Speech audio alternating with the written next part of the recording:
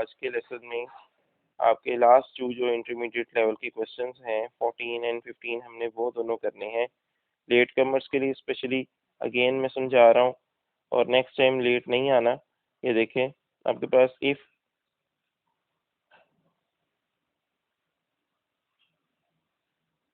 if m bracket n x square minus y bracket close over z is equals to 5 n, find the value of n when m is equals to 6, x is equals to minus 2, y is equals to minus 3 and z is equals to minus 5। 1 2 3 4 4 values की value given है और n की value हमने find करनी है।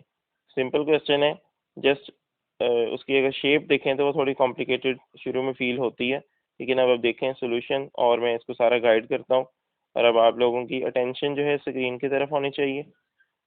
After that you can easily understand it as it is. हमने question को लिखा m bracket n x square minus y bracket close over z is equals to 5 n, ये क्वेश्चन था। इधर हम वैल्यूज पुट करते हैं। m की वैल्यू है 6, देखें 6 पुट हो गई। ब्रैकेट n की वैल्यू फाइंड करनी है तो n एज इट इज आएगा, उसकी जगह पे हम कुछ नहीं लिखेंगे। फिर x है, x की वैल्यू क्या है -2, तो देखें -2 का स्क्वेयर, x का स्क्वेयर था, x के ऊपर स्क्वेयर था तो इसलिए यहाँ पे -2 के ऊपर भी स्क्वेयर आएगा। फिर माइनस है तो माइनस आ जाएगा। y की वैल्यू -3 है तो ब्रैकेट में हम लिखेंगे -3। जब पीछे कोई चीज़ माइनस की होती है तो हमें आगे ब्रैकेट लगाने की ज़रूरत होती है। ये ब्रैकेट क्लोज हो गई, पहले वाली ये जो 6 के साथ थी, ओवर z की वैल्यू क्या है -5, तो हम -5 यहाँ पे लिख देंगे is equals to 5n, is equals to 5n। अब क्या करेंगे, अब सिंपल सॉल्व होगा। 6 ब्रैकेट -2 का स्क्वायर क्या होता है बेटा 4 होता है, तो 4n आ जाएगा। 4n minus minus that is plus 3 bracket close over -5 is equals to 5n। अब में -5 जो है उधर जाके मल्टीप्लाई होगा 5n के साथ, तो क्या हो जाएगा -25n। और ये 6 जो है ब्रैकेट के साथ मल्टीप्लाई होगा तो क्या हो जाएगा 6 4 24 प्लस 6 3 18। ये 18 जो है वो इस साइड पे है, 18 को हम उधर ले जाएंगे क्योंकि हमने n की वैल्यूज को अलग करना है, दूसरी वैल्यू को अलग करना है। 18 उधर चला जाएगा, -18 हो जाएगा। -25n था वो इस साइड पे आ जाएगा तो +25n होगा। अगेन इस स्टेप को देखें, इसमें हमने n वाली वैल्यूज जो है उनको सेपरेट करना है। 24n plus 18 is equal to -25n, ये -25n वहाँ से n वाली साइड पे मूव करेगा तो हो जाएगा +25n इज इक्वल्स टू, ये 18 यहाँ पे प्लस हो रहा है तो जाके हो जाएगा -18। 24n plus 25n that is 49। अब हम 49 को उधर जाके डिवाइड कर देंगे तो आ जाएगा -18 और 49। ये आपका क्वेश्चन हो गया। नेक्स्ट क्वेश्चन देखते हैं, पहले उसको अंडरस्टैंड करना है।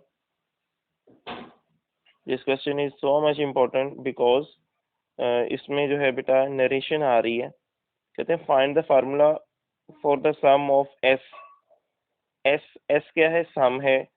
किसका सम है, एनी 3 कॉन्सेक्यूटिव ऑड नंबर्स, कोई से 3 consecutive odd number. 3 consecutive odd number का मतलब ये है, कॉन्सेक्यूटिव का मतलब लगातार। देखें फॉर एग्जांपल मैंने कहा मेरा फर्स्ट ऑड नंबर है 3, तो 3 के बाद उसके बाद वाला ऑड नंबर क्या होता है 5, 5 के बाद वाला ऑड नंबर क्या होता है 7।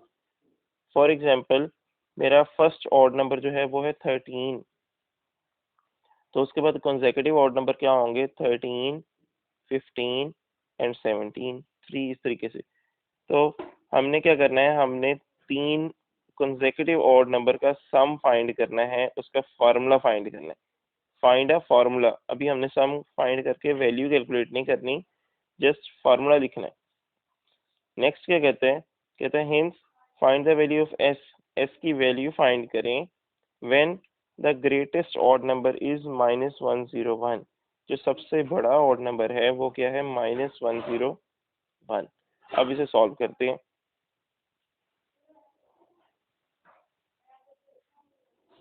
जी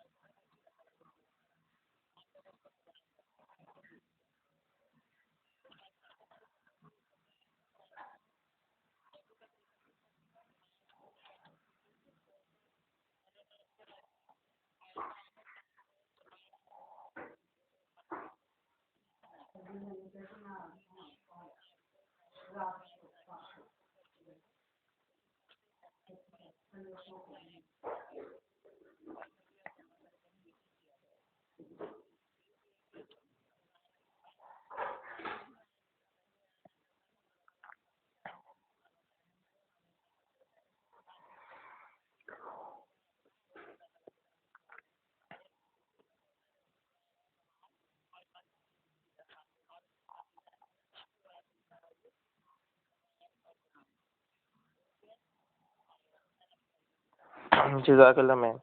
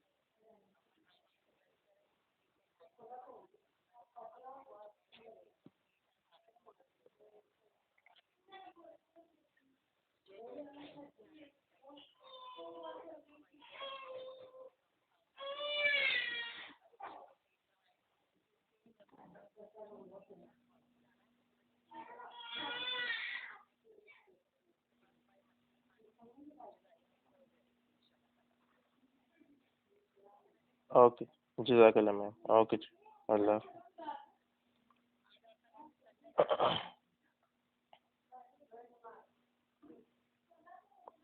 जी क्लास मैम, आज मैंने आप लोगों को सबको जो है रमज़ान के हवाले से इतना ब्रीफ किया है, और आई होप आप लोगों को समझ भी आ गई होगी। ये रमज़ान जो है वो हर एक की ज़िंदगी में एक साल में एक बार आता है, और कुछ लोग ऐसे होते हैं, मतलब किसी के इस साल आया रमज़ान और अगले मरतबा वो नहीं होते इस दुनिया में, बच्चे हों बड़े हों कोई भी। तो हम सब की कोशिश यही होनी चाहिए कि हम रमज़ान में जितनी ज़्यादा से ज़्यादा जो है अल्लाह पाक की बरक़ात, अल्लाह पाक की नेमतें, और हम अपनी जितनी बख्शिश करवा सकते हैं वो करवाएं। वो 3 अशरे रखे गए हैं, तीनों अशरों को आप जो है वो डिवाइड करके कि मैंने पहले अशरे में हर नमाज के बाद इतना इतना कुरान पढ़ के इस तरीके से कंप्लीट करना है, दूसरे अशरे में मैंने इस तरीके से करना है, तीसरे अशरे में ताक़रातें आएंगी, उसमें मैंने इस तरीके से सारी चीज़ें मैनेज करनी है।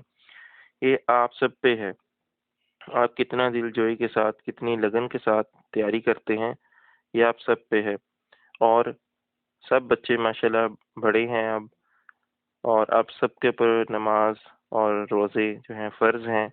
तो आप सबकी ये कोशिश होनी चाहिए कि हमारा एक भी रोज़ा ना छूटे, और फिर सिर्फ इस साल नहीं, फिर इतने सालों के इकट्ठे, कि मुझे 5 साल हो गए हैं अब तक, मेरा उनमें कोई रोज़ा नहीं छूटा, मेरे 6 साल हो गए, मेरे 10 साल हो गए। अब से आपकी आप लोगों की चेन बन जानी चाहिए, और आप लोगों के अंदर स्टेमिना भी बनेगा। और रोज़ा की हालत ऐसी हालत होती है कि जिस हालत में इंसान भूख प्यास बर्दाश्त कर रहा होता है अल्लाह के लिए, फिर उस वक्त जो है सब्र करने वाले सारे बंदे याद आ रहे होते हैं। कोई अगर मिस्कीन है, कोई यतीम है, तो उसकी मदद करते वक्त भी हमें सब कुछ याद आ रहा होता है कि वो बेचारा सारा दिन कुछ नहीं खाता तो उसकी क्या हालत होती है, क्योंकि हम सारा दिन भूख बर्दाश्त कर रहे होते हैं अल्लाह की रज़ा के लिए। और अल्लाह पाक कहते हैं मुझे इंसान की भूख प्यास कुछ भी नहीं है, ना ही वो मुझे चाहिए है, वो मैं उसके मुंह पे मारूंगा अगर उसकी नीयत नहीं होगी। तो नीयत सबसे ज़्यादा ज़रूरी है। आप लोगों को मैम आसमा ने इतनी ब्रीफिंग दी है, आई होप आप सबको समझ आ गई होगी। मेन टारगेट ये है नमाज का, वज़ू का तरीका वो अपना रिवाइज करें, कोई ना कोई मिस्टेक हो सकती है तो उस सबको कवर अप करें, जो दुआएं हैं वो याद करें। और इस 1 मंथ में हमारा जो काम होगा वो इतना कुछ ज़्यादा नहीं हमने रखा, क्योंकि रमज़ान में बच्चों ने रमज़ान की तैयारी भी करनी है, तो उसके अकॉर्डिंगली ही हम जो है चीज़ों को लेकर चल रहे हैं। अब मैं आपको क्वेश्चन नंबर 14 करवा चुका था, अब हम क्वेश्चन नंबर 15 जो है वो रिवाइज करते हैं। Find the formula for the sum S of any 3 consecutive odd numbers।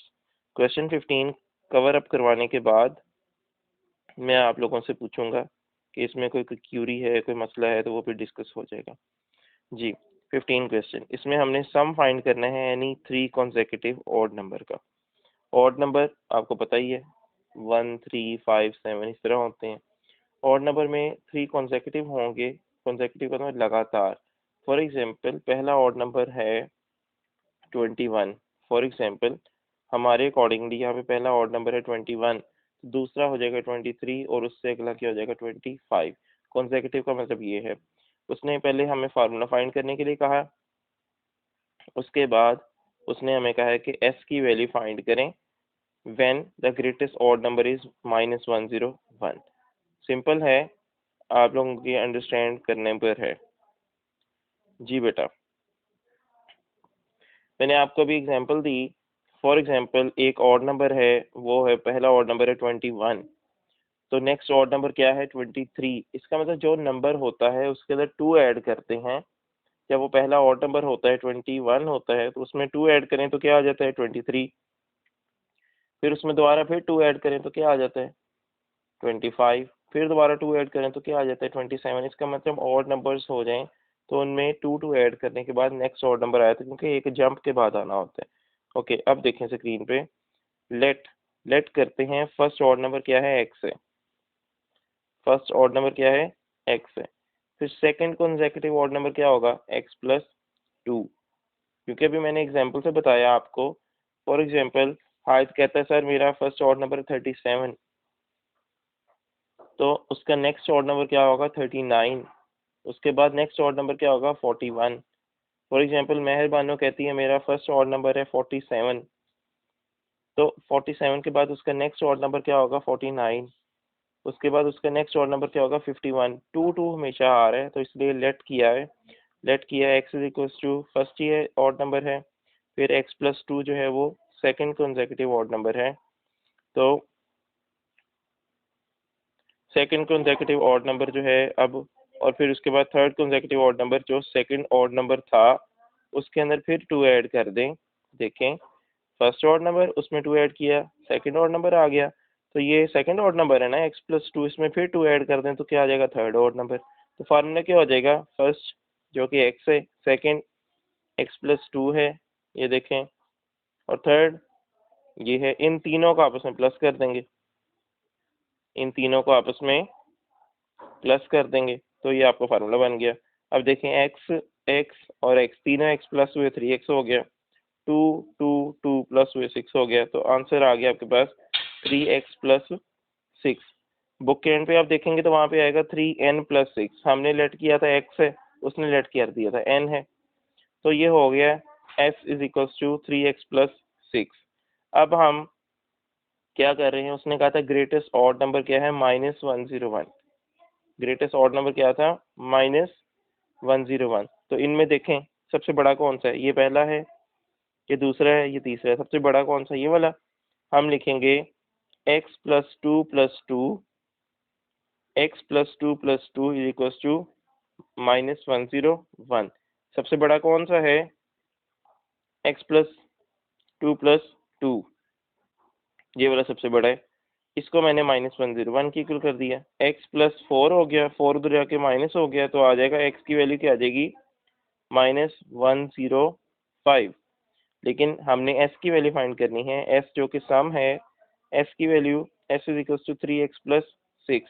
3x की जगह पे आ जाएगा -105। देखें x की वैल्यू क्या है? -105। 3 ब्रैकेट -105 प्लस 6। ये कहाँ से आया? ये हमने पहले फार्मूला निकाला था ना, ये वाला, तो इस फार्मूले में मैंने पुट कर दिया। अब 3 को -105 से मल्टीप्लाई करते हैं तो आता है -315 प्लस 6। -315 प्लस 6 करें तो आता है आपका आंसर -305। अगेन यहाँ से ये वाला पोर्शन एक सेकंड में दोबारा आपको एक्सप्लेन कर दूं, फिर मैं अनम्यूट करूंगा और आप लोगों की जितनी क्यूरीज हैं वो डिस्कस होंगी। फर्स्ट लेट किया x है, सेकंड x प्लस टू है। टू क्यों आता है? क्योंकि आप कोई सा भी ऑड नंबर देके चेक कर लें, एक जंप करके ही नंबर आना होता है, तो इसलिए टू आता है। तो पहला नंबर ये है, उसमें टू ऐड करें अगला नंबर आ जाएगा। फिर जो अगला नंबर है उसमें फिर टू ऐड कर दे तो उससे अगला थर्ड नंबर आ जाएगा। देखें x प्लस टू। अब सम क्या है? तीनों को आपस में ऐड कर दो, ये ना ये वाला नंबर प्लस ये वाला नंबर प्लस ये वाला नंबर। इधर देखें ये वाला नंबर प्लस सेकंड प्लस ये थर्ड। एक्स एक्स एक्स तीनों मिलके हो जाएंगे 3x। टू टू टू हो जाएगा 6। ये फार्मूला बन गया। उसने कहा था ग्रेटेस्ट ऑड नंबर क्या है? -101। तो इनमें सबसे बड़ा कौन सा है? ये फर्स्ट है, ये सेकंड है, ये थर्ड है, ये बड़ा है। तो हमने इसको लिख देना है -101 के इक्वल। तो टू और टू मिलके हो जाएगा 4। 4 उधर जाके माइनस हो जाएगा तो आ जाएगा -105। लेकिन हमारा क्वेश्चन क्या था? हमारा क्वेश्चन ये था कि s की वैल्यू फाइंड करें, तो ये फार्मूला लिखेंगे s वाला।